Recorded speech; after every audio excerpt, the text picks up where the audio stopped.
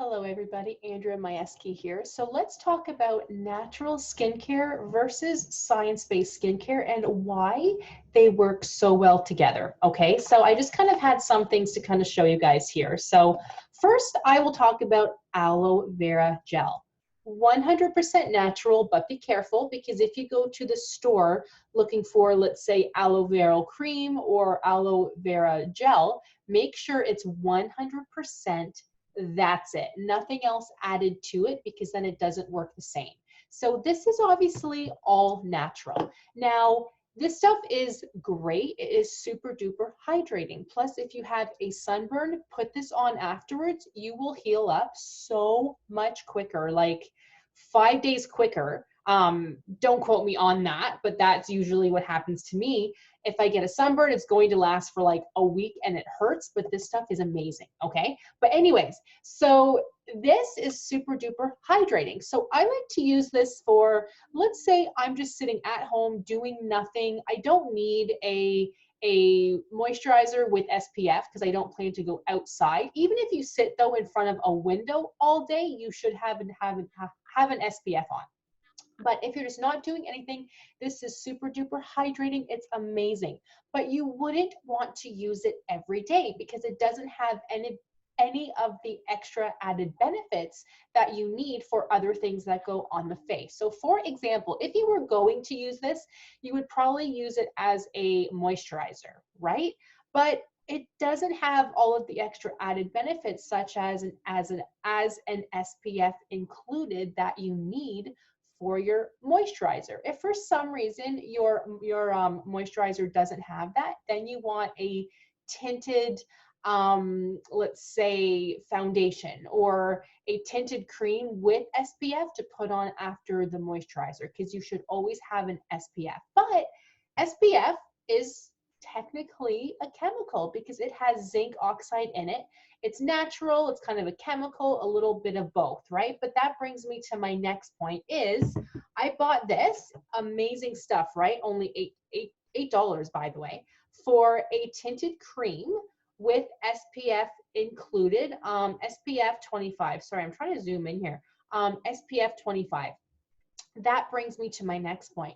You don't need an SPF of more than 25.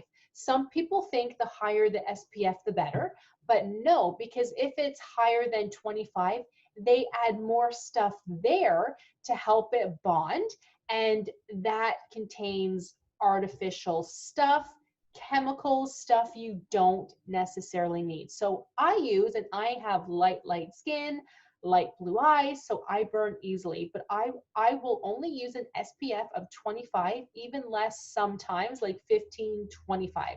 SPF of 5 isn't really going to do too much, so try to get an SPF of 15 to SPF of 25 because it will only contain that zinc oxide, and that is what you need to be protected from those UVA and UVB rays for outside. But anything higher, they add more to it, including some interesting scents sometimes, which is just adding more chemicals into your skin, because your skin is your largest organ, meaning it will absorb everything.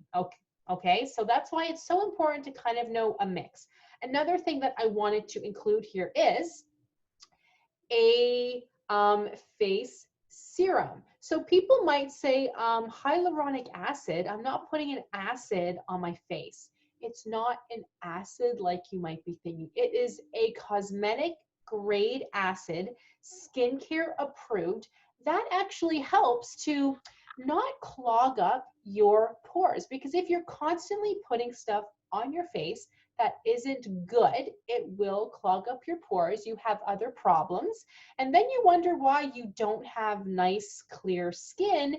You put on makeup to try to cover that, but it's never going to help. So this hyaluronic acid helps things to not sort of stick there. It just sort of helps your moisturizer penetrate properly for it to actually work and not clogging pores. So it's kind of like using a very light exfoliator every single day so that your dead skin cells can kind of help to exfoliate quicker than just sort of having them sit there. So there is always a science behind things. If you're using like baking soda and water to wash your face, let's just say, yes, that's natural.